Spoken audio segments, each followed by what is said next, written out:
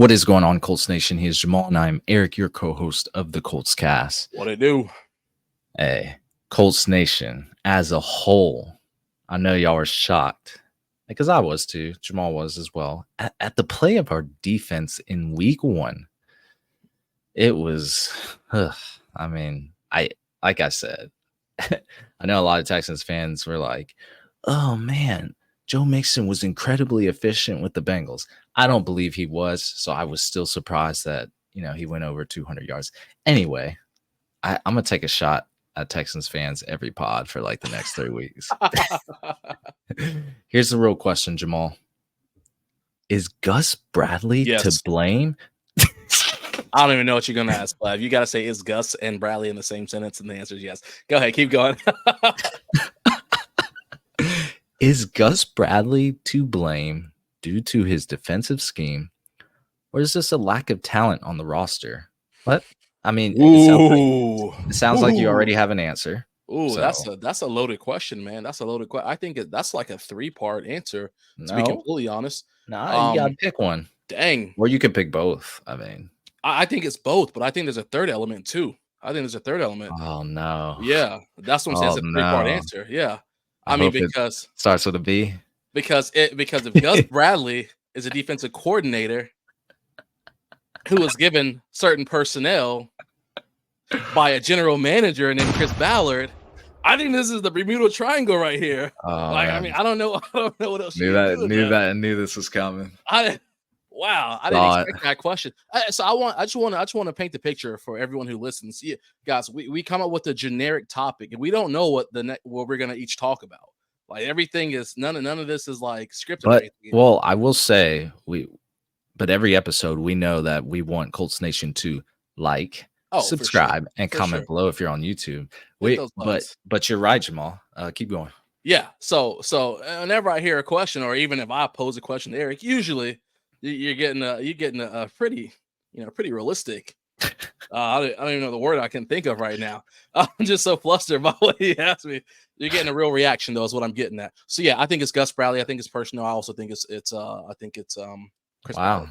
Yeah, and so now you want to start or what? We can go back and forth. I mean, right, go ahead. You set the tempo, set the tone. All right. I lied. I'm gonna set it. Gus Bradley said he was fine with giving up 70 yards in the first half and not making any adjustments. That's wild to me. You telling me that so he admitted that they prepared for the pass game. They expected CJ Stroud to just come out gunning. They expected that. So he said, we're gonna play light. We're gonna soften this box up a little bit. We're gonna go ahead and let these dudes do what they do. We don't care. And I don't want to direct quote him, because listening to his media day from yesterday, I don't want to direct quote him because I didn't type it out completely. But essentially what he said was he was okay with giving up 2-3 yards per carry. Then he later on went to say that at halftime he was given the report. It said either we had given up 70 yards or something along those lines, and he was fine with that. He wasn't worried about that. I'm worried about that. If I'm a defensive coordinator, my man wasn't worried about that. If I was a coach or a GM for the Colts, this is the lackadaisical thing I've been talking about for this team for years. No one cares. No one's ever worried about anything in this organization. No one cares. It's crazy. The owner I ain't worried about it. The players, I ain't worried about it. The coaches, it is week 1. About it. Are we overreacting? It's week 1, Jamal. No, it's been. You already out on that, man? So there's 52 weeks in a year. It's been 7. It's been 7. Hey, while you do that, look, I'm not a defensive coordinator or expert in how. I just want to let you know there's 156 weeks in 3 years. Gus Ballard has been our defense coordinator for 3 years. So I've been worried for 156 weeks. Continue on. Sorry, go ahead. I'm not an expert in how to deploy defensive coverages in the NFL. Sure. I've never coached it, but look, I do have 2 eyeballs, and fans see it too. That there just seems to be too many times where our defense is not set up to succeed. So let's start with the facts. Gus Bradley loves cover 3. Cover 3, I would say, is a pretty balanced approach. I'm cool with that. Like, I know people are like, oh, I hate cover 3. Other defensive coaches use it, or coordinators. So I'm cool with it. He mixes in some other coverages too, cover 4, man coverage, all that. But he doesn't like to disguise coverages pre-snap. Cool. Again, fine with me. Here's where I have a problem. And I think you mentioned this already, Jamal. Making adjustments in game. there are so many times where I'm like, why is this corner or safety lining up 10 yards back on this play?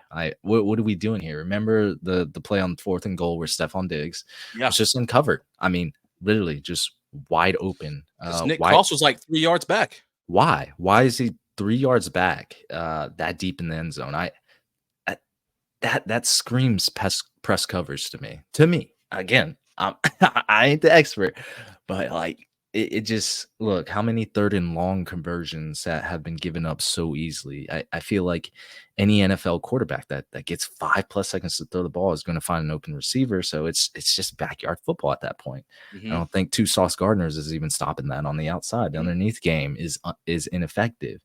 How many of those went for more than they should have? So this soft zone conservative shit, I mean, it can't be done on every single down. And I see why fans are mad. So that's just adjustments. There has to be adjustments. Yeah, absolutely. There has to be adjustments. And it's scary because I mean I understand what you're saying by like you said you're okay with him not kind of or you're okay with him showing his coverage pre snap to an extent. We're talking about these are the most elite athletes at their respective sports. At this point, you have to disguise some coverages pre snap because if you don't, then they're just picking it apart. And that's how someone like um Diggs was able to realize, okay, Nick Cross is nowhere near me. What this is nothing. I gotta, there's no one covering me. I gotta I eat to the end zone. So I He think does so. sometimes.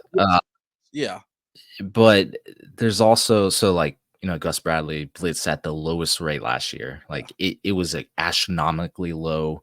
And I'll give him props that he's trying to blitz more this year. I mean, we saw it in week 1. sure. You know, just the threat of a blitz can throw an offense off balance, Yeah, yeah, but for us, I feel like when you send EJ Speed and Zaire Franklin to the line, 9 times out of 10, they're just gonna drop back into coverage mhm, because that's what Gus Bradley does. I mhm, mean, so there's no fear of the blitz. We're not really disguising anything because he can't.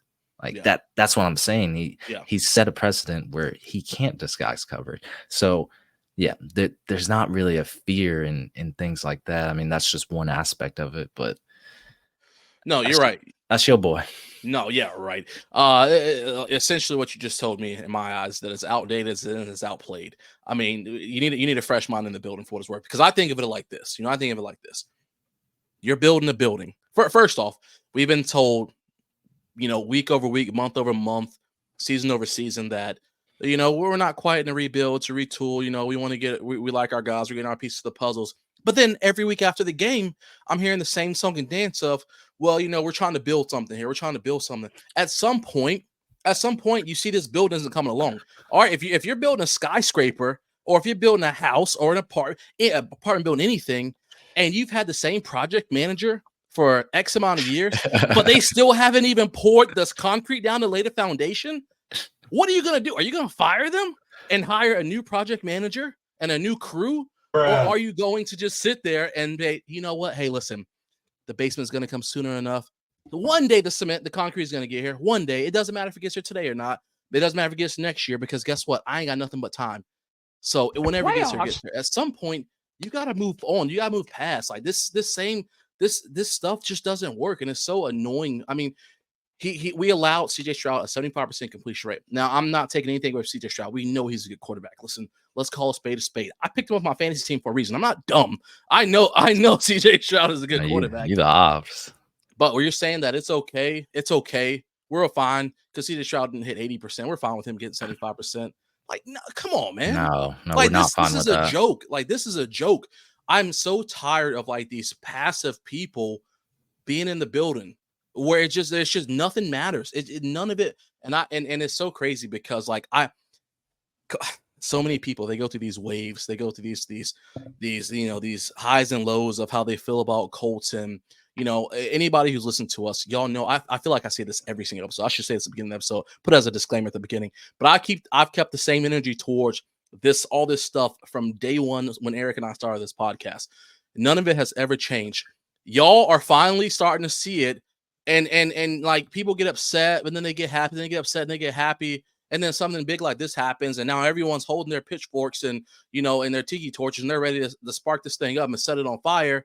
And then next week we're gonna have a good game. We're gonna smoke the Packers. The defense is gonna look crazy. They're gonna get 2 touchdowns, whatever cases. Everyone's gonna say, "Oh, what were we just thinking about? Gus Bradley, he's great. We're fine. We have nothing to worry about." Then something bad's gonna happen. Everyone's gonna go back down and and get upset about everything. Like people, like you have to understand, nothing is going to change. It didn't change when Frank Reich was here. It didn't change year 1 of Shane Steichen's tenure here. And I understand that Shane Steichen didn't want to get rid of Gus Bradley his first year. I completely get that. For 1 year, a brand new coach, you're already trying to figure out everything else. Why not get someone who just came off their first year as a defensive coordinator in this organization, give him another chance? Shane Steichen, I can look everybody in this podcast dead in the eye and tell you, Shane Steichen will not have Gus Bradley back in the building next year. I can promise you, Shane Steichen, if it's up to him, Gus Bradley will not be in this building next year. He will find his own defensive coordinator because he's too much of an aggressive of a player to have to worry about being able to drop 35 points a game to get this dub. So I just really think that people have to open up and see the reality of what this is. It hasn't changed. It's never going to change until there are new project managers and a new crew in the building. It's just that simple. It literally is just that simple. We got to go shopping. We cheaped out. We cheaped out over the entire offseason. We didn't invest in any other players at our secondary and our cornerbacks or anything like that. We knew that Juju Brents has a history of some injuries. If you look at the numbers, statistically speaking, he was not going to play the entire season. And I hate that he is hurt. The last thing I want to see is one of our players go down, especially a young guy like Juju, who's supposed to have such a promising career. Now he's on his second major injury, or I guess maybe third major injury for what it's worth. We knew this going in, that statistically speaking, there's a chance you're going to get hurt. There are websites that will break it down. I didn't look it up before we started, but they'll say, hey, this player has a 66% chance of missing games this season. And we said, nah, we're good. We're good. We're not worried about that. We're good. We like our guys. We're good where we're at. It doesn't matter. And guess what, y'all? We're week 2 right now. We're in that same boat. And I hope y'all got y'all seatbelt on. I hope you got fitted for the right size helmet because it's about to be a bumpy ride. Yeah, hey, let's give Jamal a standing ovation. That man, he's telling it like it is. I mean, he's telling y'all, some of y'all, what you need to hear, but some of y'all already know that this is how Jamal's felt for a long time. I know this is how some Colts fans feel now. So, one bright spot, Jamal, just to put some just to shine some light on this defense. I do feel like the pass rush is on that brink of being elite. Mm-hmm. Even with the loss of Samson Ibukam, you could tell against the Texans, we were generating a lot of pressure up front. I know I just love that. And they just need to work on finishing it up with a sack. I felt like, I think we should have a few more sacks that game. Stroud was slipping out like butter. Run defense needs to step it up too. We already talked about that, and I think they'll have a better game against the Packers. Can't have everyone gaining 200 yards on us against the ground or on the ground. No way we can win like that. And he's already talked about he deployed those lighter boxes, yada yada yada, and that backfired quickly. But I just feel like in the run game, the loss of Samson Ibukam is clearly showing. Like a lot of times, Joe Mixon was hopping up off that edge, going on one-on-one with the corner. It wasn't great. So I just felt like Ibukam was better in that run blocking or run defense department. And, we don't really talk about the linebackers enough. So they need to show up when that first level is broken. I know Zaire and EJ, they got that dog in them. They will step it up, but they don't get talked about enough when we have a bad game. So we need to shine some light on them. But back to Gus Bradley, Jamal. Yeah, I agree completely. Outdated. Week 1 should be a wake-up call to this defense, to this coaching staff, to this franchise. Cannot play like that throughout the season. Look, I ain't calling for him to go today. Like, I don't think we should just fire him. Like, he should be fired right then and there on a fucking Wednesday night or something like that. I don't believe in that, because look what the Panthers did. They gave Frank Wright like 10 games to rebuild. And they're like, okay, it's not working. I mean, it wasn't working, but I mean, that man had 4 weeks to get it right. Gus Bradley has had it longer, and it's like the same personnel too. But I'm gonna give the benefit of the doubt. He admitted his mistakes, but if things don't get better, since we like our guys, quote quote, and we decided not to add significant talent in the offseason when we had a lot of times to do so, a lot. And don't say, oh, they didn't want to come to Indy. That was only like 1 or 2 players.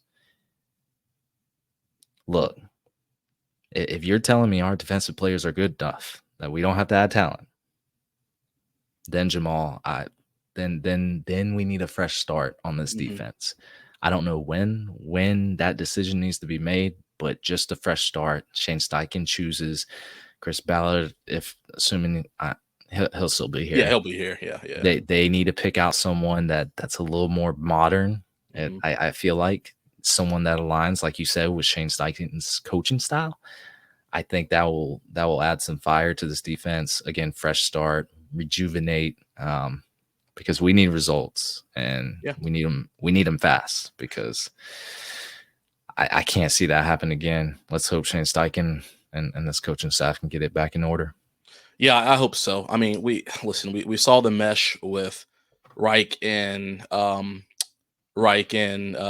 Bradley together. I mean, both boring. You know what I mean? Both two boring coordinators. And what did they do? They went out and they found someone who was electric on the offensive side of the ball. You have to do the same on the defense side of the ball. That's the way you get results. That's the way you move forward. Could you imagine if we would have had Anthony Richardson with Frank Reich right now? Obviously, we don't have to even envision that. But the point is like, if we are to get that bright spot on defense, is that wasted talent with Gus Bradley back there? I mean, it's just a thought. It would have been, oh my God. Yeah. All receivers, they would have been running. Every single one would have been running a curl route. We'd been running it on first down every single time. Exactly. It would have been very bland.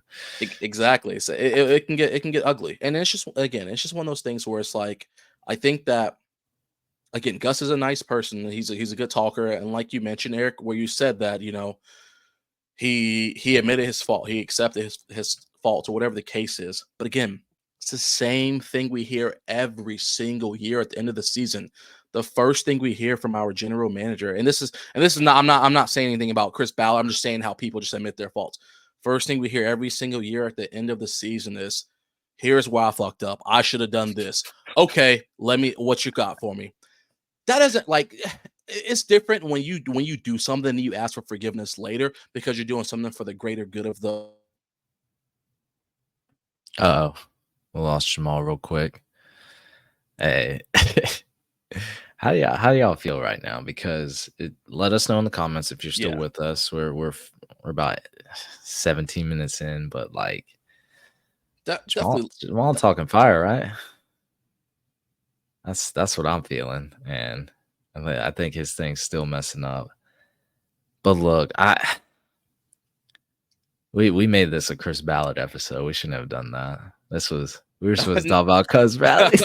I'm not sure if I'm back, but I think I'm back. But no, but what I was gonna wrap it up with, and now I promise I'll get off that high horse. But the point is that, like, when someone does something and for the greater good of the team, and then they ask for forgiveness later, that's okay. But when someone blatantly ignores something and doesn't, and I'm not saying Chris Ballard ignoring players, why I am, but I'm also saying that when Gus Bradley ignores the fact to make an adjustment during a game, you don't get the credibility or the opportunity to say, hey, I should have done this. Well, we all know you should have done that. Yeah, you should have known to done that at the time. So should your other assistants around you. And if you don't have the people around you who are willing to say, hey, dog, this is not working, here's what we need to do, then they don't need to be around either, because clearly either A, you've instilled the fear in them that they can't speak to you in a way that's going to help benefit the team, or B, they just feel like it's not their responsibility. And if that's the case, then you don't need to be on this organization's squad either, because we want everyone to be held accountable to the highest level, because there's only one thing that everyone wants to see this team do, and that's succeed and take it to the next level. So,